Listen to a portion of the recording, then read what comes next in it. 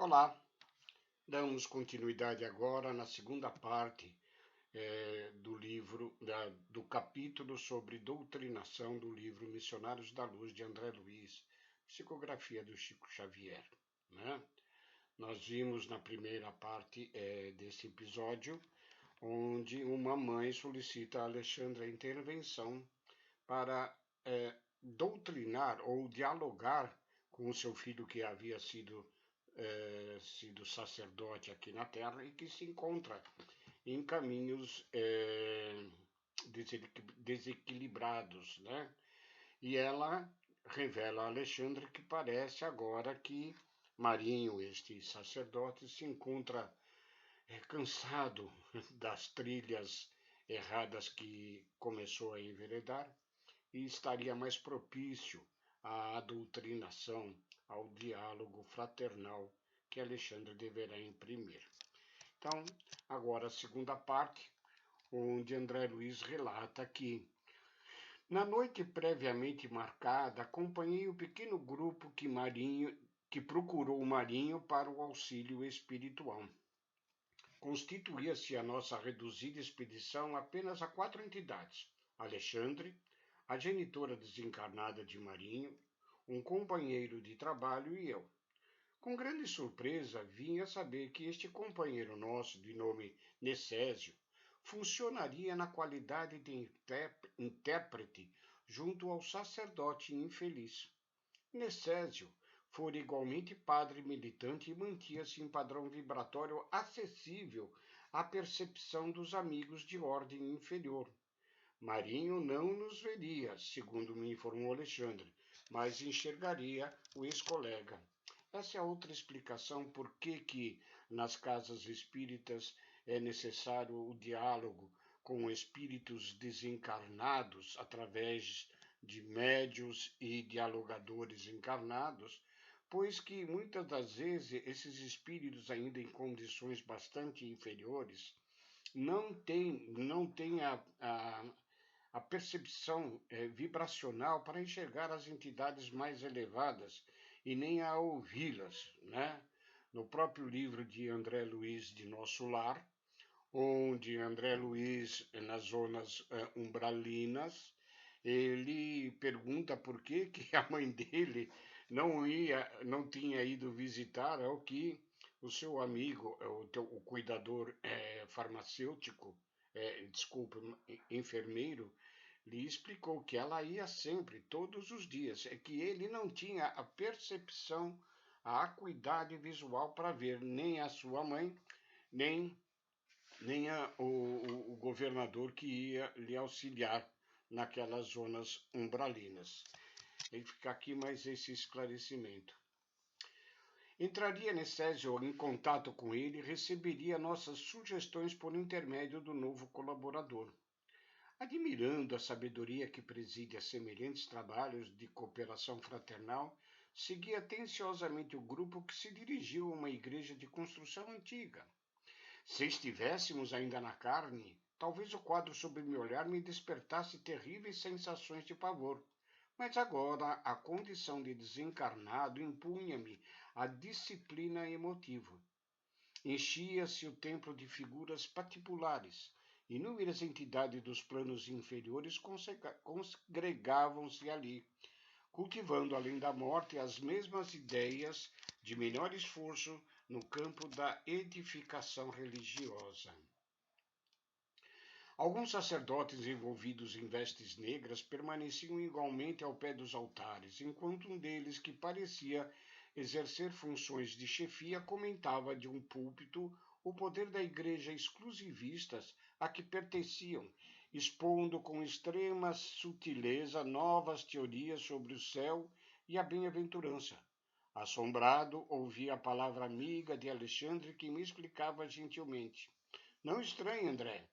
Os desesperados e preguiçosos também se reúnem depois da transição da morte física, segundo as tendências que lhes são peculiares. Como acontece às congregações de criaturas rebeldes na crosta planetária, os mais inteligentes e sagazes assumem a direção, Muitos males são praticados por estes infelizes inconscientemente. Oh, exclama André com espanto. Como pode entronizar a ignorância a esse ponto? Quem poderia crer no quadro que observamos? Se forem criaturas informadas quanto à verdade, por que motivo ainda se entregam à prática do mal? Alexandre lhe responde: trata-se de ação maléfica inconsciente, esclarece ele. Mas, responde André aturdido, por que contrassenso as almas cientes da distância que as separa da carne não se rendem além do bem? Ah, Alexandre sorriu e obtemperou. Entretanto, André, na própria humanidade encarnada você encontrará idênticos fenômenos.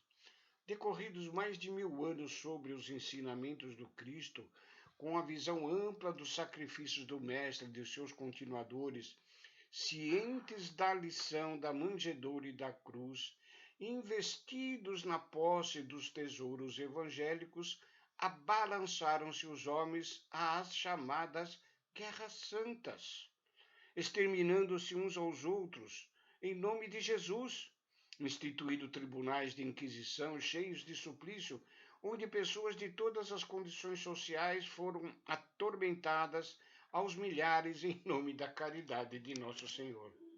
Veja que esta é uma realidade diante da dúvida de André Luiz, né? Como que pode um espírito já desencarnado, vendo a realidade da existência do mundo espiritual, entregar-se ainda a situações falsas, né? E a própria maldade? E aí o próprio Alexandre nos esclarece que nós, enquanto encarnados, cientes das lições de amor de Jesus, impetramos aos nossos semelhantes mortes terríveis, tanto nas guerras ditas santas, que de santas não tinham nada, nas inquisições, nas perseguições àqueles que não professavam a mesma fé do que nós.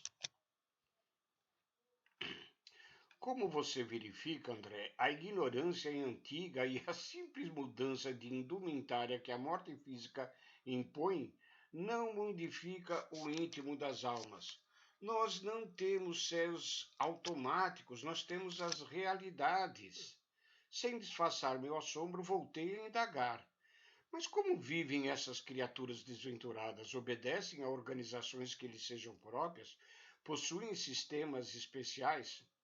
A maioria aqui, esclareceu o instrutor, é constituída de entidades desencarnadas em situação de parasitismo.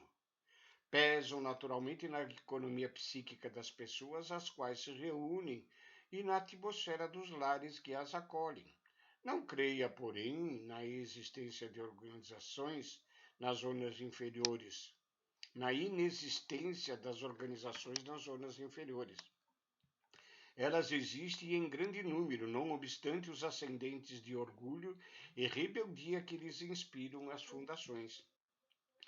Em semelhantes agrupamentos dominam os gênios da perversidade deliberada. Aqui, sob os nossos olhos, temos tão somente uma assembleia de almas sofredoras e desorientadas. Você não conhece ainda os antros do mal, André, em sua verdadeira significação. E num gesto expressivo acentuou: não vivemos em paz com esses focos de maldade organizada. Compete-nos lutar contra eles até a vitória completa do bem. Mais uma vez senti a extensão e a magnitude dos serviços que aguardam os leais servidores de Jesus depois da morte do corpo físico. Escutava com interesse a engenhosa pregação do dirigente desencarnado quando o novo cooperador que nos acompanhava fez-nos ligeiro sinal a alguma distância, interessado em não se imiscuir na multidão por causa da sua condição de visibilidade aos circunstantes. Sinal esse a que Alexandre atendeu imediatamente, seguido pela genitora aflita e por mim também. O companheiro localizara Marinho e chamava-nos ao trabalho.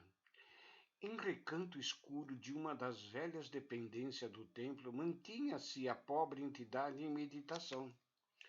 A mãe carinhosa aproximou-se e afagou-lhe a fronte. Todavia, o filho infortunado, como acontece A maioria dos homens terrestres, em face da influência das almas superiores, apenas sentiu uma vaga alegria no coração.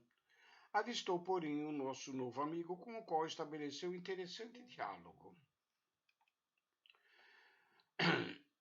Logo após receber-lhe afetuosa saudação, perguntou Marinho surpreso: Foi você também, padre? Sim, respondeu Necésio com simpatia. E você pertence ao submisso ou aos lutadores? Interrogou Marinho algo irônico, dando a entender que por submissos compreendia todos os colegas cultivadores da humildade evangélica, e por lutadores todos aqueles que, não encontrando a realidade espiritual segundo as falsas promessas do curso exterior, se achavam entregues à faina ingrata de revolta e desesperação. Responde Necésio a Marinho: Eu pertenço ao grupo da boa vontade. O instrutor, porém, fez-me perceber que a hora não comportava conversações e, auxiliando Necésio, localizou Marinho dentro do círculo magnético, onde, com surpresa, André verifica a presença de vários desencarnados sofredores, trazidos por outros pequenos grupos de amigos espirituais e que, por sua vez, aguardavam a oportunidade de doutrinação. Sentindo agora o ambiente em que se achava, Marinho quis recuar, mas não pôde. A fronteira vibratória estabelecida pelos nossos colaboradores e a reduzida distância da mesa de fraternidade impedia-lhe a fuga. Isso é um logro, clamou ele revoltado. Sossegue, respondeu-lhe Necésio sem se alterar. Você conquistará grande alívio, Marinho. Espere. Poderá desabafar suas mágoas e ouvir a palavra compassiva de um orientador cristão ainda encarnado. E em seguida, quem sabe, talvez possa haver alguém, um ente querido que se encontra em zonas mais altas à espera do seu fortalecimento e iluminação. Não quero, não quero, bradava o infeliz. Sabe assim a verdade, meu amigo? Perguntou-lhe o nosso companheiro com inflexão de ternura. Poderá adivinhar a procedência do socorro de hoje? Conseguirá lembrar-se de quem enviou-me ao seu encontro? O sacerdote desencarnado fixou nele os olhos tomados de expressão terrível, mas Necésio, sem perder a calma, falou depois de uma pausa mais longa. A sua mãe. Marinho escondeu o rosto nas mãos e prorrompeu em pranto angustioso. A esse tempo, secundado por diversos auxiliares, Alexandre prestava ao organismo de Otávia, médium, o máximo de concurso fraterno em cotas abundantes de recursos magnéticos.